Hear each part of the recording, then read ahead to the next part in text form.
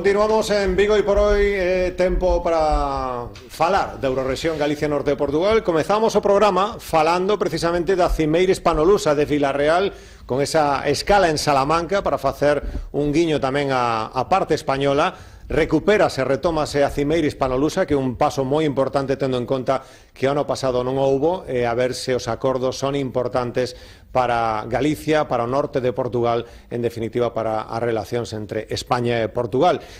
Co tema das infraestructuras, o goberno portugués facendo os deberes, o goberno español imos ver se fai os deberes, por exemplo, nesa conexión ferroviaria entre Vigo e Porto, esa modernización precisa. Dúas persoas que coñecen moi ben o que son as relacións entre Galicia e norte de Portugal. Podemos falar de dous pais, precisamente, desas relacións, de estreitar lazos, de ser capaces tamén de facer políticas comuns, de facer esquecer, como pedía algún presidente de Cámara Municipal nas vísperas desta cimeira, a ver se somos capaces de facer unha verdadeira cimeira hispanolusa e que desaparezcan os efectos fronteirizos. Pois estes dous invitados que temos aquí con nós fixeron moitísimo para que desaparecesen esas fronteiras, esas zonas tamén que estábamos acostumbrados a elas. Manuel Pérez foi alcalde de Vigo, foi eurodiputado e foi tamén un dos impulsores do Eixo Atlántico. Manuel Pérez, que tal? Moi boa tarde. Hola, boa tarde. E Fernando Gómez foi alcalde de Porto, foi ministro, foi eurodiputado, actual vicepresidente do Porto, tamén unha das grandes potencias que temos na Eurorrexión Galicia Norte de Portugal. Fernando Gómez, moitísimas grazas por vir, benvido. Dúas persoas que fixeron moito polas relacións entre Galicia e Norte de Portugal, por establecer eses cimentos. Non sei que agardan desa Cimeira Hispanolusa que se reactivara despois dun ano en que non houbo Cimeira Hispanolusa, señor Gómez. Sim, nem sempre as relações entre Portugal e Espanha refletiram as necessidades dos povos. Isto tem sido sempre muito dependente da qualidade dos governantes, muito mais do que das necessidades que existem para as populações. É verdade que os problemas continuam a existir, muitos têm sido resolvidos, também é certo, muitos têm sido resolvidos, mas há um conjunto imenso de coisas para resolver. Eu creio que neste momento existe capacidade política por parte dos líderes dos governos para darem os passos que falta a dar em frente. Já não estamos no tempo dos pacotes financeiros que apoiam as infraestruturas, os pacotes de LOR 1 e de LOR 2, os fundos estruturais mais virados para as infraestruturas, mas é verdade que os governos hoje têm uma capacidade de realização que não tinham na altura, porque vínhamos da integração europeia, tínhamos de dar imensos passos na integração pela via administrativa, pela via da legislação, pela via da integração. Numa Europa sem fronteiras era muita coisa e agora podemos concentrar-nos em fazer aquilo que falta.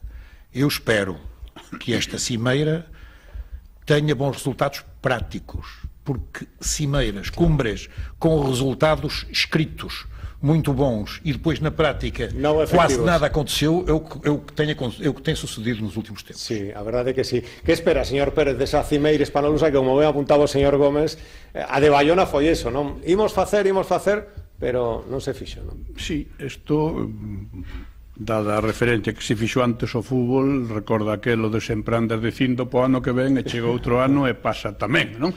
Bueno, pois un ten a esperanza de que as cousas se fagan, é dicir, non é só ter un presuposto, logo hai que executalo, porque o papel soporto todo, pero sobre todo desde o ámbito da cidadanía, desde o ámbito do que representa o Eixo Atlántico. Fernando foi un dos fundadores, foi sin duda o ideólogo, eu fun un continuador, penso que un apoio de algún xeito, pois vai ser moi importante tamén a presión da sociedade para exixir que esas declaracións, esos acordos, todo eso que se redacta, se pon por escrito como consecuencia da cimeira, despois a cidadanía este a exixir o seu cumprimento. Se non, serían palabras, palabras, Claro. palabras.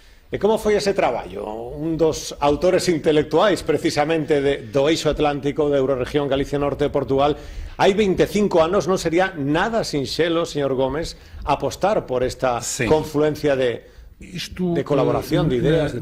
Na altura já existia uma geminação entre as cidades do Porto e Vigo.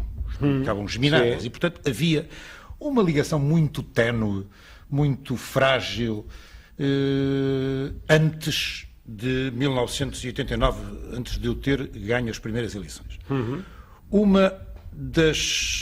Dos primeiros passos que eu entendi dar foi realmente entre o Norte de Portugal e a Galiza. Há uma proximidade cultural, económica, tremenda, e o meu primeiro passo foi aproximar, foi fazer funcionar, pôr a trabalhar essa geminação. Era presidente da Câmara na altura o Carlos Príncipe, que, quando eu cheguei ao município do Porto, e foi das minhas conversas com o Carlos Príncipe, centradas na geminação e na necessidade de alargar esse contacto a outras cidades, que surgiu a ideia de uma organização que pudesse congregar as principais cidades e estabelecemos uma rede de cidades que fizesse, que ajudasse a acabar com as cicatrizes da história. As cicatrizes da história que eram as fronteiras. Nós vivemos sempre de costas voltadas, mas, digamos, o epicentro foi Porto e Vigo, porque havia uma geminação, porque do lado de Espanha, naquele momento, na Galiza, estava o Carlos Príncipe, que também tinha a mesma ideia de reativar a geminação com o Porto, e a partir daqui destas conversas surgiu a ideia de um alargamento de um espaço que fosse congregador das vontades dos municípios. Ainda por cima, esse era um dos desiderados, era um dos desígnios fundamentais da União Europeia, com a criação das Eurorregiões, com a criação da Europa Sem Fronteiras, o Tratado de Maastricht e o aparecimento do Comitê das Regiões. Portanto, este passo inicial foi estar em cima dos acontecimentos que nos eram ditados pela própria Europa. Claro, que agora parece un pouco impensable, non, señor Pérez, leer moi ben o que era un pouco a esenza da Unión Europea que se fixo hai 25 anos e que vostede tamén contribuiu, non? Sí, naquel intre había unha situación claramente distinta da que atopamos hoxe en día.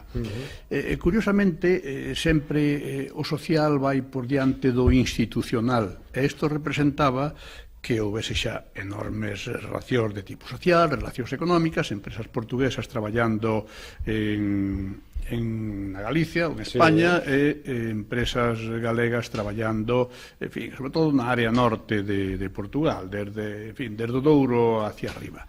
Faltaba xustamente ese instrumento institucional que, ademais de axudar a eliminar outras fronteiras, tamén iba a colaborar, iba a axudar a eliminar, a superar as barreiras intelectuais, as barreiras culturais.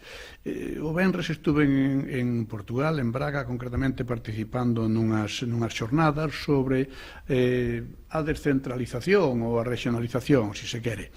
E cando íbamos, un dos acompañantes me decía: oye, isto é Galicia. Dixo, eu non conozco moito Portugal, era unha persoa da Coruña, dice, eu non conozco moito Portugal por o miúdo, pero isto é Galicia. Eu lle contaba, dice, mira, aquí hai un pobo que se chama Paradela, e outro que se chama Outeiro, outro que se chama Cima de Vila, e para facer honra ao lugar onde eu nacín, este outro chamase Agándara, ou as Gándaras.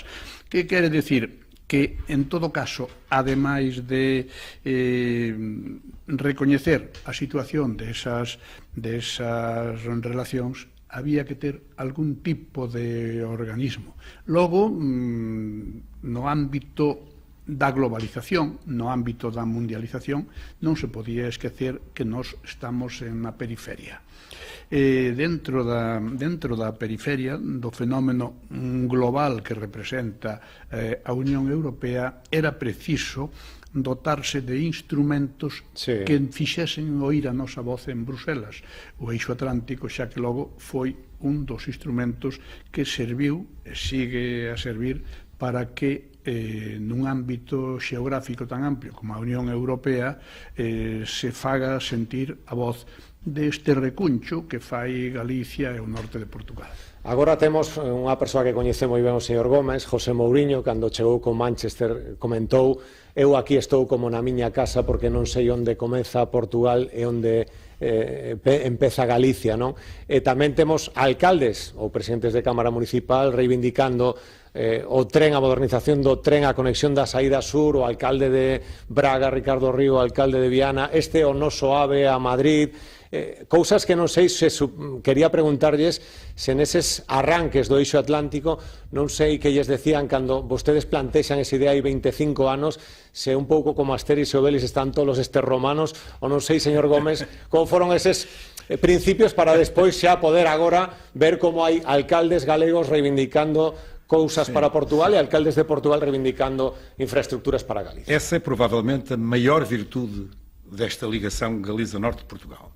Mas o Manuel há pouco falou numa situação que foi fundamental para nós unirmos esforços, e que foi a Galiza e o Norte de Portugal, quando da adesão à União Europeia, eram duas das regiões mais pobres de toda a Europa. De toda a Europa.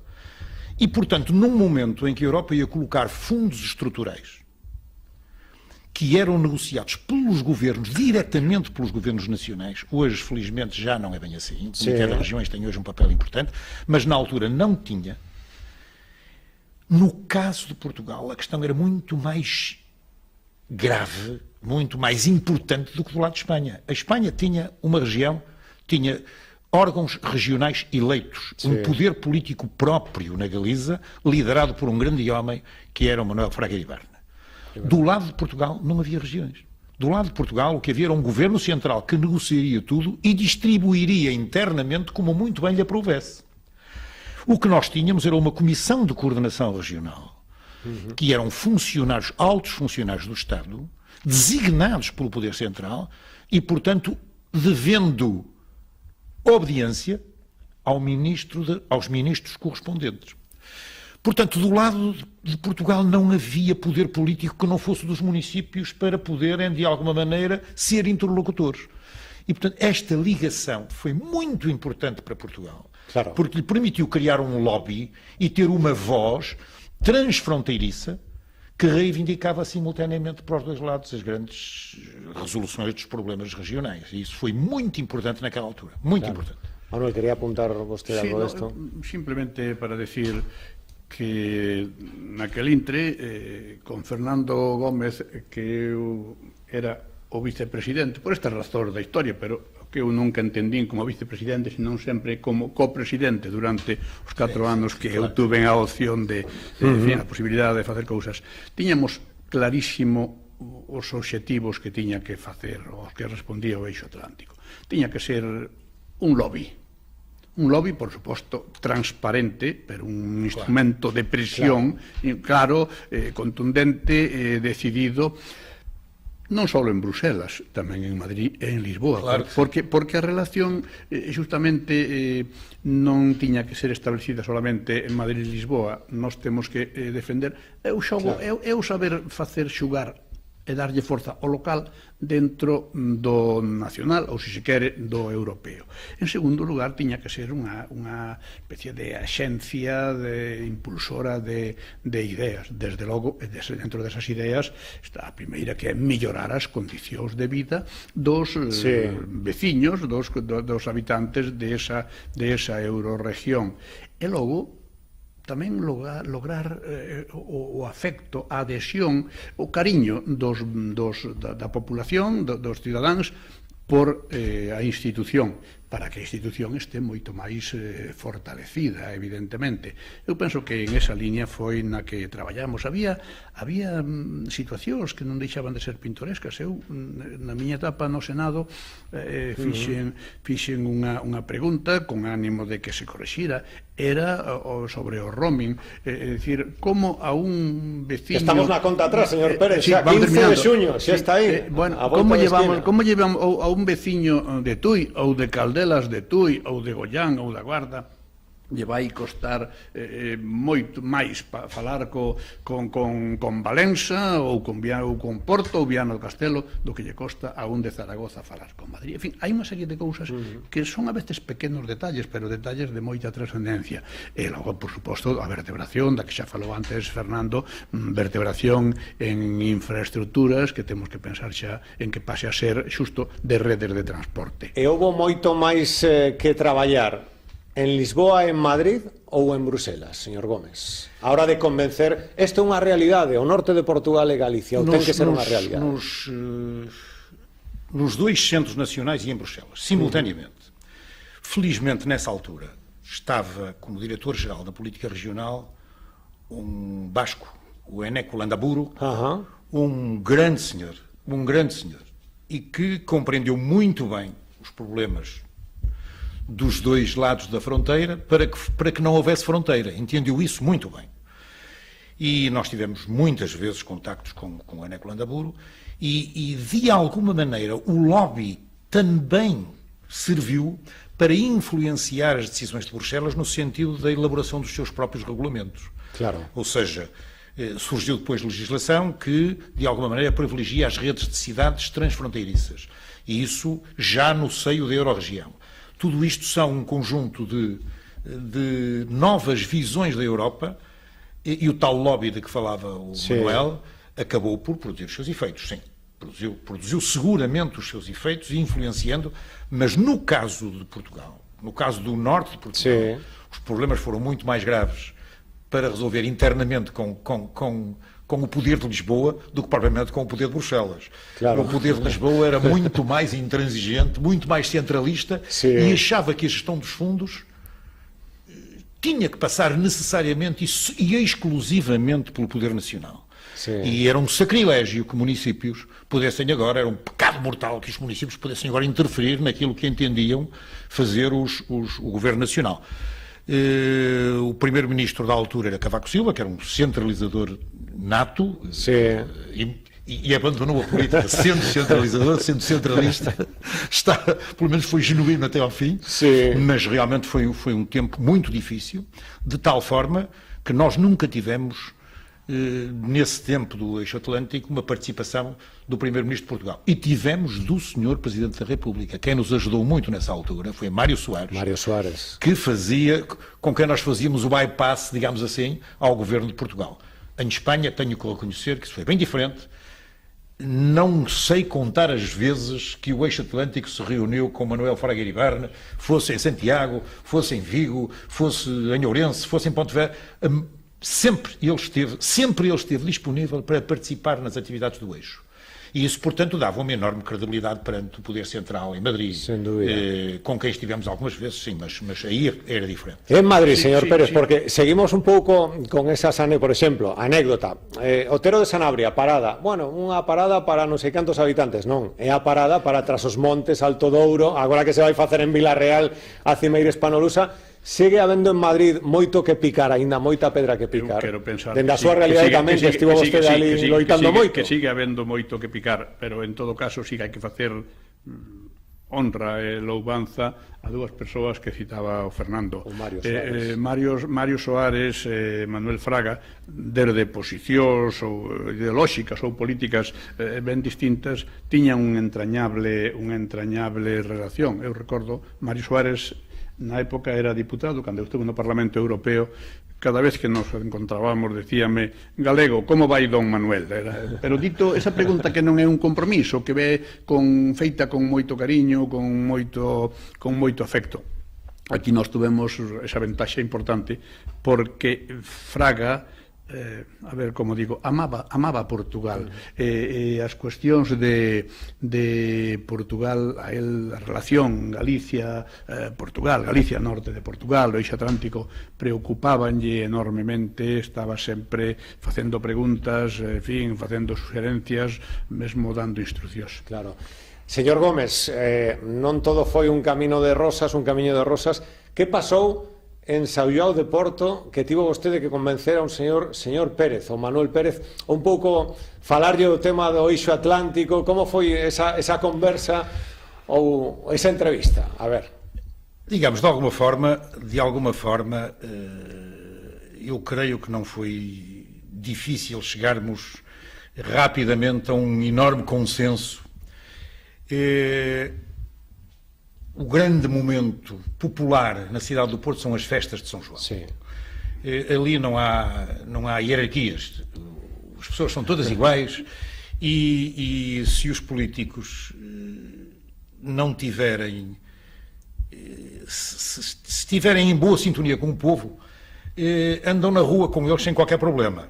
Só mesmo quem não consegue estar em sintonia com o povo, claro, é que aproveita para não sair nesse dia, porque senão pode ser muito bem tratado. Mas geralmente é-se muito bem tratado. E eu convidei o Manuel para ir com a esposa passar lá uma noite de São João no Porto.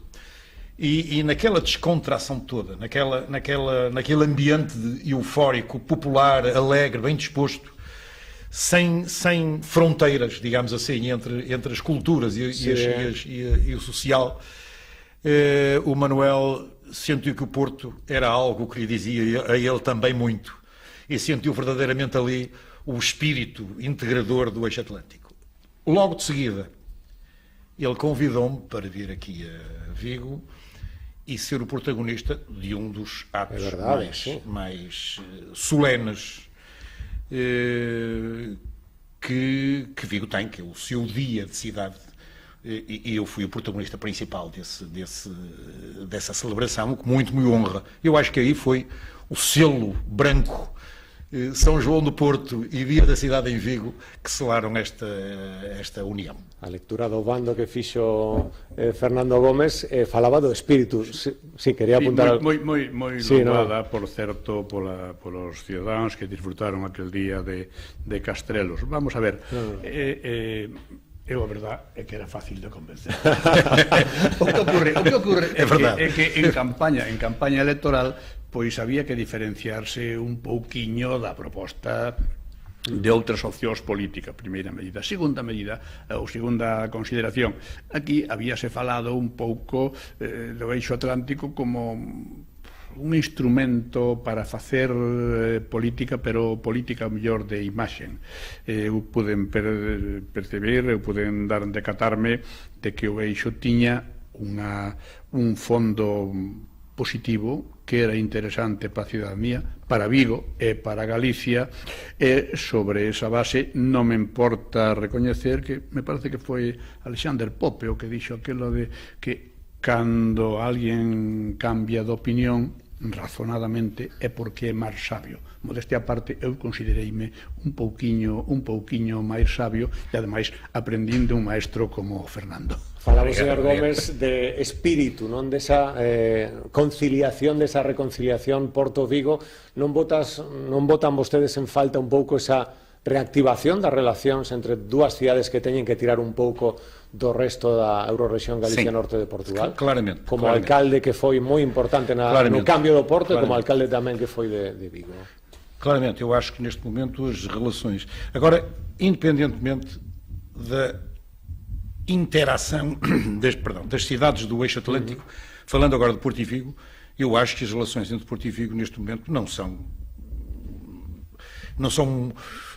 saem da rotina, não saem do normal, não acontece nada. Eu acho mesmo que não acontece nada.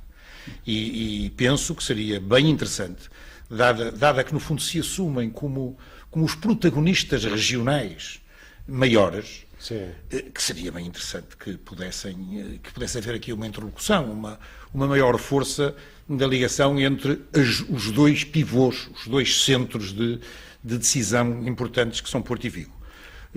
Infelizmente não tenho sentido, se as há, são no segredo dos gabinetes, o que também não serve à população em geral, pelo menos que tenha consequências, não vejo.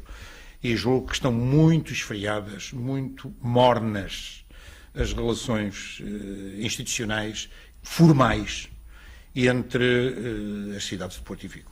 E como se poderiam reactivar, señor Pérez? Non o sei, iso depende das persoas que estén ao frente, claramente, sin que isto represente crítica para ninguén. Naquel intre, Porto e Vigo e Porto tiraron do eixo atlántico, seguramente era moi necesario para que a institución tuvese o éxito que tuvo. Podo incluso contar como anécdota que eu fun reelexido para un segundo bienio e que Fernando foi a persoa que falou con seus colegas de outras cámaras, membros do eixo atlántico, que salín elexido por unanimidade. Eso que quere decir? Que o eixo tiña tamén unha maneira de operar. Eu decía sempre, Fernando decía tamén sempre, aquí os nosos problemas, nos aquí somos cooperadores desde a nosa perspectiva, non somos competidores, competimos cooperando e cooperamos competindo, defendendo por suposto cada un os seus intereses, pero buscando, en fin, mirando desde un pouquiño máis arriba para ofrecer pois un discurso, un diálogo, un entendemento. E iso penso que se bota en falta e que probablemente ningunha outras das cámaras ou dos concellos que están no eixo atlántico poden suplir o pulo, a forza que lle daban Porto e Vigo naquel momento, que desde logo naquel momento era absolutamente necesario para o éxito da institución. Como modernizador de Porto e das comunicacións en o Porto coa área metropolitana, co Grande Porto, que pode supoñer para o eixo atlántico vertebrar con ese tren que conectaría, sería o ideal, se hai a saída sur de Vigo, ese a Coruña-Lisboa, pero que suporía, señor Gómez, modernizar a conexión ferroviaria entre Porto Vigo e a Eurorrexión Galicia Norte? Eu acho que já ninguém tem dúvidas de que essa infraestrutura é fundamental para a ligação entre duas zonas económicas e populacionais relevantíssimas para a Espanha e para Portugal. Ninguém tem dúvidas disso. Agora, as populações têm, sobretudo do lado português, têm naturalmente que duvidar de tudo isso. Têm que duvidar porque cada vez que há uma cimeira vai haver o trem de alta velocidade ou vai haver o trem rápido. Sim. E logo a seguir, tudo se esquece. Eu quero lembrar, já que estamos a falar aqui também da cimeira do Cumbre Ibérico, era o Durão Barroso, primeiro-ministro de Portugal. E como primeiro-ministro, ainda antes de ir para a União Europeia, ele assegurou 3, não foi uma, 3 ligações em alta velocidade que ficaram assinadas, que ficaram escritas entre Portugal e Espanha. Quantas avançaram? Nenhuma. 0. Dir-se-á. Veio a crise e a Troika em Portugal impediram que determinado tipo de investimentos se fizesse. É verdade, mas a Troika apareceu muitos anos depois de Durão Barroso ser primeiro-ministro e não houve, mesmo assim, nada que indiciasse que este projeto ia avançar. Agora que Portugal saiu do procedimento por déficit excessivo, respira de novo mais livremente, eu entendo que esta ligação ferroviária, se há investimento público a fazer em Portugal e o modelo económico que em Portugal neste momento se prepara é um modelo económico que tem que fazer apelo e faz ao investimento, não só privado, mas público, então as principais infraestruturas de transportes e de ligações em Portugal estão feitas, menos as ferroviárias. Menos as ferroviárias. Nós continuamos nas ferroviárias muito aquém daquilo que seria o exigível para um país exportador. Então, sendo a Galiza um polo económico importante, sendo o norte de Portugal um polo económico importante, faz sentido que a ligação Porto-Corunha seja uma ligação rápida. Como a Porto Vigo aqui é a mais frágil de tudo isto, então dê-se prioridade. Parece-me que isto é uma conclusão evidente de rentabilização do investimento público no interesse geral. Ese tren celta que ainda lle costa ser, bueno, non competitivo, ser do século XXI, señor Pérez, non? É que precisamente en este mundo global vivimos todos moi rápido, o tempo é ouro, non? Aqueles tempos pasados en que nunca tiñamos prisa, que de aquí a Madrid chegabas ás 8 da noite, chegabas ao día seguinte ás 9 da mañá. Bueno, pois aquí a prova está en que logo A oferta vai a crear a propia demanda, non hai máis que ver o tren Vigo-Coruña. Sí. Bueno, pois en esta línea de periferia na que teñen que ter os gobernantes a conciencia clara de que a que nos toca vivir é absolutamente necesario para o noso desenvolvemento, para seguir sendo competitivos, porque ao final a idea clara precisamente en ese mundo de facilidade de comunicacións é para manter un certo rol, unha certa posición, é a nosa competitividade e a productividade. Para ir rematando, un desexo para os vindeiros anos para o eixo atlántico e para as relacións entre Galicia e Norte de Portugal, a Eurorrexión, señor Gómez. Que cada vez mais se consolidem os laços entre o Norte de Portugal e a Galiza, que os municípios que compõem este vastíssimo espaço geográfico e populacional, que estes protagonistas saibam honrar a história e que só podem honrar a história fazendo melhor do que aconteceu até aqui.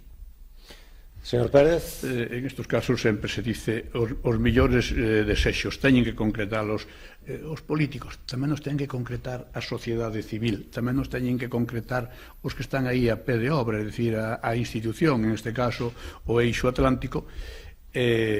Caramba, pois, como falamos para cantos anos? Para 25? Sí. Bueno, casi podemos pedir que os ollemos, que os vexamos con boa saúde, se é posible. Europa entende a nosa realidade, vostedes que tamén estiveron en Bruselas.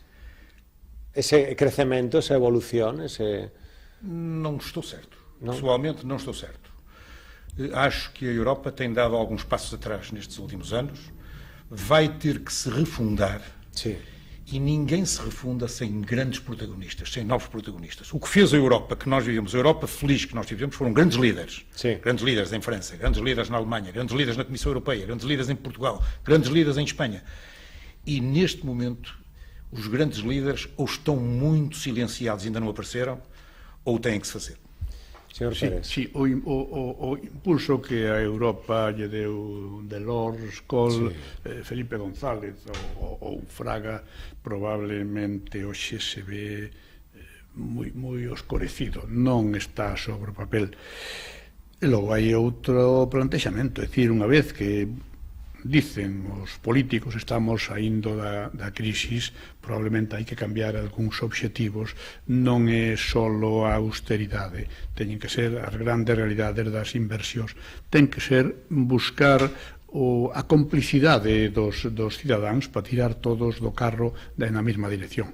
Claro que sí, que sería moi importante, e xa que temos aquí con nós o vicepresidente do Porto e un dos nosos estandartes da Eurorrexión Galicia Norte de Portugal e do Norte de Portugal, os éxitos do Porto serán tamén os nosos éxitos, moitísimos éxitos no vindeiro ano, señor Gómez. O mesmo para o Celta de Vigo. Tamén, para o Celta de Vigo, señor Pérez. E para a Coruña tamén.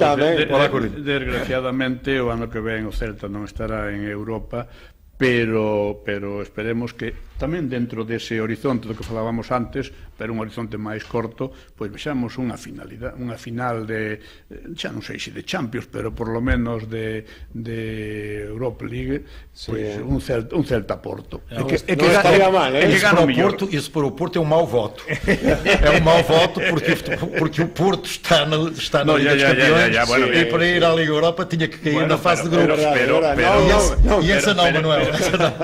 Pero pode quedar eliminado na primeira na liguilla que fan para non complicalo, nos clasificamos nos para a Liga dos Campeóns o ano que ven, gane o Porto a Liga. Encantado, Fernando. Eso é moito mellor. Ese é un soño. Nos enviará unhas entradas e alá. Claro, o éxito do Norte, bueno, que subiu o Desportivo das Aves tamén, non? O Norte e o espazo do Eixo Atlántico reforza. É verdade, que iso é moi importante, e facer unha recomendación que xa fixemos neste programa no Eixo Atlántico, a visita ao Museo do Porto, que é un dos mellores museos futbolísticos da Europa, máis interactivo, e moi recomendable.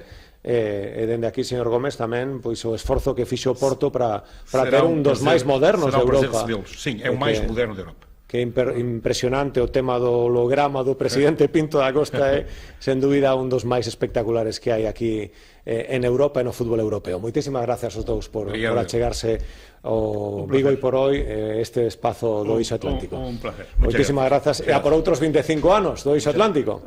E que os celebremos aquí. Moitísimas grazas por acompañarnos. Facemos un alto e retornamos na radio para pechar este tempo de Vigo e por hoy. Ata agora.